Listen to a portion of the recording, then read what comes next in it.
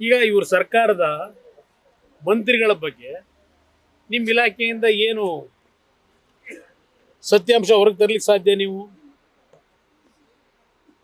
ಅಲ್ಲಿ ಅವನು ಕೂತ್ಕೊಂಡು ಅವನ್ಯಾರೋ ರಮೇಶ್ ಗೌಡ ಅಲ್ಲೆಲ್ಲ ಊಟಕ್ಕೆ ಹೋಗಿದ್ದಂತೆ, ಅಲ್ಲಿ ಕೂತ್ಕೊಂಡ್ಬಿಟ್ಟು ಅದೆಂಥದ್ದು ಕುಮಾರಸ್ವಾಮಿ ಫೋನ್ ತೆಗೆದು ಕೊಟ್ಬಿಟ್ಟಂತೆ, 50 ಕೋಟಿ ಕುಮಾರಸ್ವಾಮಿ ಕೇಳಿದಂತೆ, ಅದಕ್ಕೊಂದು ಕಂಪ್ಲೇಂಟು ಕುಮಾರಸ್ವಾಮಿ ಮೇಲೆ. ಏನಿದೆ ಅರ್ಥ ಏನಿದೆ ಈ ಸರ್ಕಾರದ್ದು? ಕುಮಾರಸ್ವಾಮಿ ಟಾರ್ಗೆಟ್ ಮಾಡಿ ಉದ್ದೇಶಪೂರ್ವಕವಾಗಿ ಎಲ್ಲಾ ಪ್ರಕರಣದಲ್ಲಿ ಕುಮಾರಸ್ವಾಮಿ ಇದು ಬಹಳ ವಿಷಯಗಳು ಚರ್ಚೆ ಮಾಡೋದಿದೆ, ಬಹಳ ವಿಷಯಗಳಿದೆ. 15ನೇ ತಾರೀಕುವರೆಗೂ ನಾನು ಈ ವಿಷಯಗಳ ಬಗ್ಗೆ ಯಾವುದನ್ನು ಚರ್ಚೆ ಮಾಡಲ್ಲ. ಸಂಕ್ರಾಂತಿ ಕಳೀಲಿ ಚರ್ಚೆ ಮಾಡಿ. ಆಪರೇಷನ್ ಕಮಲ ಅದು ಯಾವುದು ವರ್ಕೌಟ್ ಆಗಲ್ಲ ಬಿಡಿ. ಯಾವ ಆಪರೇಷನ್ ಕಮಲ? ಆ ಕಮಲ ಅಲ್ಲ ಪಾಪ, ಅವ್ರದ್ದೇನಿಲ್ಲ. ಇಲ್ಲಿ ಆಪರೇಷನ್ ಹಸ್ತದಾನೆ. JDS ನ ಮುಗಿಸ್ಲೇಬೇಕು ಅಂತ ಹೇಳಿ 12 ಜನ ಕರ್ಕೊಂಬನ್ನಿ, 13 ಜನ ಕರ್ಕೊಂಬನ್ನಿ ಅಂತೇಳಿ ನಡೀತಾ ಇರೋದು ನನಗೂ ಗೊತ್ತಿದೆ. ಆದರೆ ಯಾವ ಶಾಸಕರು ಹೋಗ್ತಕ್ಕಂಥ ಪರಿಸ್ಥಿತಿಗಳಿಲ್ಲ. ಕಾಂಗ್ರೆಸ್ಸು ಇವತ್ತು ಏನೇನು ಮಾಡ್ತಾ ಇದ್ದಾರೆ ಗೊತ್ತಿದೆ. ಅವರ ಪಾಪದ ಕೊಡ ತುಂಬಿದೆ. ದೇವರೇ ಅವ್ರಿಗೆ ಶಿಕ್ಷೆ ಕೊಡ್ತಾರೆ ಅನ್ನೋದು ನನ್ನ ಅಭಿಪ್ರಾಯ. ಸಂಕ್ರಾಂತಿ ನಂತರ ರಾಜ್ಯ ರಾಜಕೀಯ ಕ್ರಾಂತಿ ಆಗುತ್ತೆ ಸರ್? ನಾನು ಕ್ರಾಂತಿ ವಾಂತಿ ಬಗ್ಗೆ ಹೇಳಲ್ಲ, ಈಗಾಗಲೇ ಎಲ್ಲ ನೋಡಾಗಿದೆ. ನಾನು ಇದು ಯಾವುದ್ರ ಬಗ್ಗೆನೂ ಹೇಳಲ್ಲ.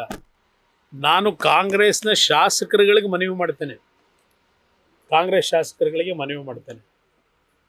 ನಿಮ್ಮೆಲ್ಲರಲ್ಲಿ ಆತ್ಮಸಾಕ್ಷಿ ಅನ್ನೋದಿದ್ರೆ ಈಗ ಹೋಗ್ತಾ ಇರತಕ್ಕಂಥ ಮಾರ್ಗ ಇದೆಯಲ್ಲ, ನೀವು ಬೆಂಬಲ ಕೊಟ್ಟಂಥ ಈ ಸರ್ಕಾರ ಯಾವ ರೀತಿ ಹೋಗ್ತಾ ಇದೆ, ಈ ನಾಡಿನ ಜನತೆಗೆ ಏನು ಮಾತು ಕೊಟ್ಟು ಬಂದ್ರಿ, ನಿಮ್ಮ ಗ್ಯಾರಂಟಿ ಕೊಡೋದು ಬೇರೆ, ಯಾರು ಬೇಕಾದ್ರೂ ಕೊಡ್ಬೋದು. ಈಗೇನು ಇಡೀ ದೇಶದಲ್ಲಿ ಕಾಂಪಿಟೇಷನ್ ನಡೀತಾ ಇಲ್ವಾ ಗ್ಯಾರಂಟಿ ಪ್ರೋಗ್ರಾಮ್ಗೆ?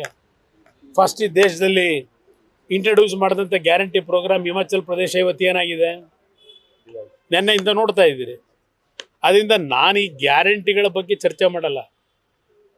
ಸನ್ಮಾನ್ಯ ಶಾಸಕರುಗಳಿಗೆ, ಇವನ್ ಮಂತ್ರಿಗಳಿಗೂ ನಿಮ್ಮ ಆತ್ಮಕ್ಕೆ ನೀವು ಪ್ರಶ್ನೆ ಹಾಕೊಳ್ರಪ್ಪ, ಏನು ನಡೀತಾ ಇದೆ, ಈ ರಾಜ್ಯ ಎಲ್ಲಿಗೆ ತಗೊಂಡು ಹೋಗ್ತಾ ಇದ್ದೀವಿ, ಇದನ್ನು ಹೇಳಬಲ್ಲೆ. ಕಾಂಗ್ರೆಸ್ ಶಾಸಕರು ನಿಮ್ಮ ಶಾಸಕರನ್ನ ಟೆಕ್ಸ್ಟ್ ಮಾಡಿರೋ ಬಗ್ಗೆ ನಿಮ್ಮ ಶಾಸಕರು ನಿಮ್ಮ ಗಮನಕ್ಕೆ ತಂದಿದ್ದಾರೆ? ನನ್ನ ಜೊತೆ ಎಲ್ಲರೂ ಏನೇನು ನಡೀತಿದೆ ವಿಷಯಗಳನ್ನ ಪ್ರಸ್ತಾಪ ಮಾಡಿದ್ದಾರೆ.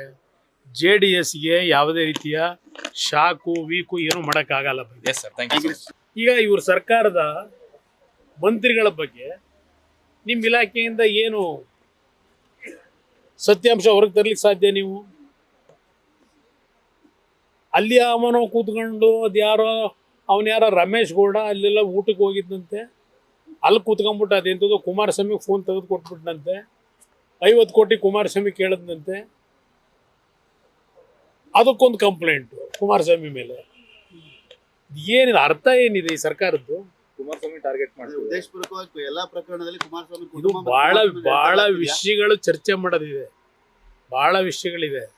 15ನೇ ತಾರೀಕುವರೆಗೂ ನಾನು ಈ ವಿಷಯಗಳ ಬಗ್ಗೆ ಯಾವುದನ್ನು ಚರ್ಚೆ ಮಾಡಲ್ಲ. ಸಂಕ್ರಾಂತಿ ಕಳೀಲಿ ಚರ್ಚೆ ಮಾಡಿ. ಆಪರೇಷನ್ ಕಮಲ ಅದು ಯಾವುದು ವರ್ಕೌಟ್ ಆಗಲ್ಲ ಬಿಡಿ.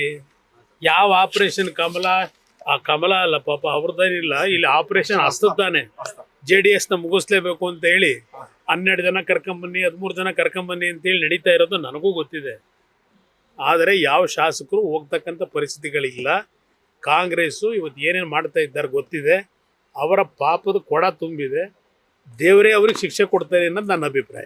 ಸಂಕ್ರಾಂತಿ ನಂತರ ರಾಜ್ಯ ರಾಜಕೀಯ ಕ್ರಾಂತಿ ಆಗುತ್ತೆ ಸರ್? ನಾನು ಕ್ರಾಂತಿ ವಾಂತಿ ಬಗ್ಗೆ ಹೇಳಲ್ಲ, ಈಗಾಗಲೇ ಎಲ್ಲ ನೋಡಾಗಿದೆ.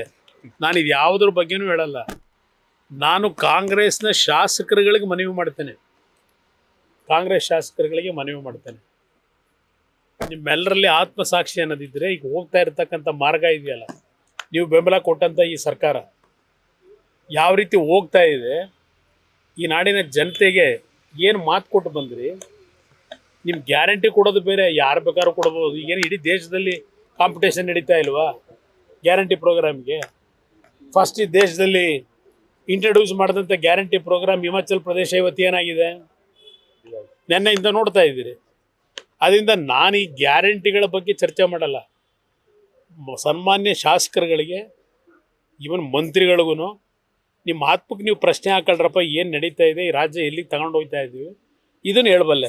ಕಾಂಗ್ರೆಸ್ ಶಾಸಕರು ನಿಮ್ಮ ಶಾಸಕರನ್ನ ಟೆಕ್ಸ್ಟ್ ಮಾಡಿರೋ ಬಗ್ಗೆ ನಿಮ್ಮ ಶಾಸಕರು ನಿಮ್ಮ ಗಮನಕ್ಕೆ ತಂದಿದ್ದಾರೆ? ನನ್ನ ಜೊತೆ ಎಲ್ಲರೂ ಏನೇನು ನಡೀತಿದೆ ವಿಷಯಗಳನ್ನ ಪ್ರಸ್ತಾಪ ಮಾಡಿದ್ದಾರೆ. JDSಗೆ ಯಾವುದೇ ರೀತಿಯ ಶಾಕು ವೀಕು ಏನು ಮಾಡೋಕ್ಕಾಗಲ್ಲ. Yes sir, thank you.